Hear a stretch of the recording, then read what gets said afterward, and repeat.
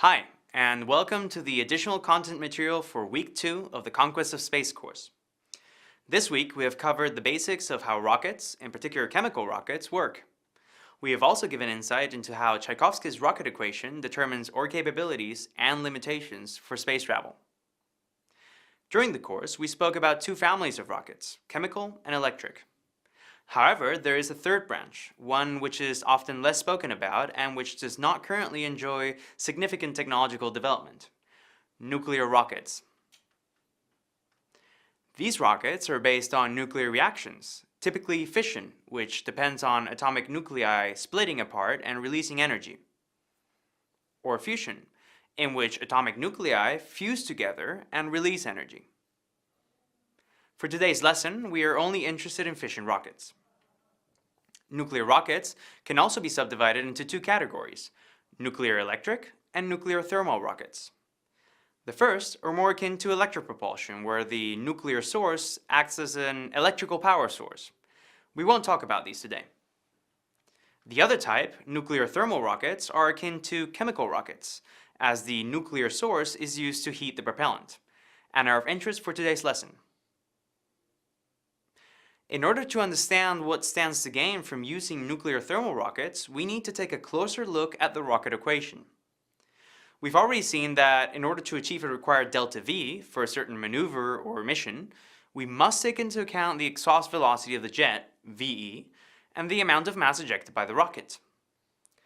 The figure of merit here is the exhaust velocity, which is interchangeable with the specific impulse of the rocket, ISP.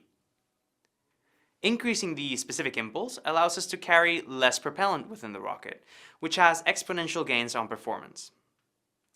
But how do we tune the exhaust velocity or specific impulse of a jet? It turns out that if we look at the thermodynamics of a rocket engine, which we won't derive here, we may reach a relatively simple expression for the ideal exhaust velocity of a jet. The exhaust velocity is equal to a certain parameter, alpha, which depends on the thermodynamic properties of the propellant, times the square root of the temperature reached by the propellant, also known as chamber temperature, or Tc, divided by the molecular mass of the propellant, m. For example, hydrazine, a widely used monopropellant, has an alpha of 7.9. The temperature reached by the exhaust gases due to the exothermic decomposition of hydrazine, Tc, is 868 Kelvin, and the average molecular mass of the gases is 10.8. This gives us an ISP of 228 seconds, which is remarkably close to what you might find in any rocket engineering book. This formula will give you an idea of where the ISPs you might find for different chemical rocket propellants come from. Going back to the equation, in order to increase the exhaust velocity, we want to reach temperatures as high as possible and keep the molecular mass of the gases as low as possible. The temperature of the gases is limited by one of two factors: the temperature to which we can expose the materials that make up the rocket without melting them, and in a chemical rocket, the temperature which may be reached when the chemical energy of the propellants is released. With a series of engineering tricks, mainly cooling of the rocket, we can relax the first limitation, but the second one is a hard limit for a given propellant, which can also be said for the molecular mass. This is where the nuclear power sources, or fuels, come in. They replace the heat released by a chemical reaction by heat released from a nuclear reaction. This offers two possible gains when compared to chemical rockets.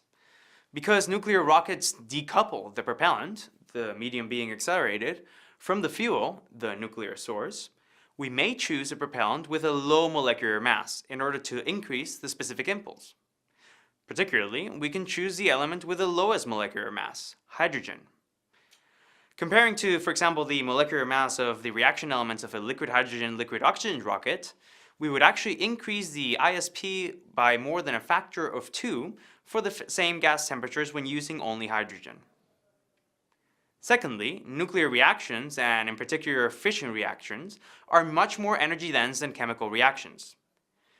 This means that they can liberate much more heat per unit of mass, and in particular, the decay of uranium-235 is 10 million times more energy dense than the chemical reaction of hydrogen and oxygen. Theoretically, this means that the temperature of the propellant gases could be much higher. However, in practice, this is limited by the engineering approach followed to deliver heat from the nuclear reactor to the propellant.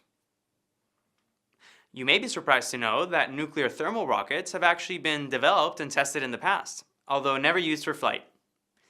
Project Rover and Project Nerva, which ran in the United States from the mid-1950s to the 70s, developed various reactors and engine classes with different powers and flight readiness levels, demonstrating high thrust and ISPs which doubled those of comparable chemical engines.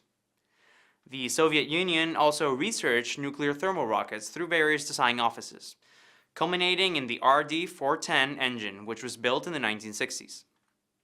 However, as with many other ideas to come out of the final years of the space race, the dream of flying a nuclear thermal rocket ended up evaporating. Indeed, the use of nuclear thermal rockets was envisioned by von Braun for his Mars expedition proposal, which never came to fruition. Many engineering challenges still remained at the end of the Nerva program. How to properly shield the nuclear reactor, or what would be the most feasible configuration for the core? Or how will we handle nuclear waste?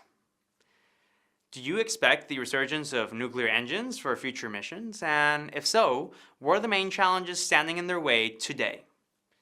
Our forum, as always, is open for discussion.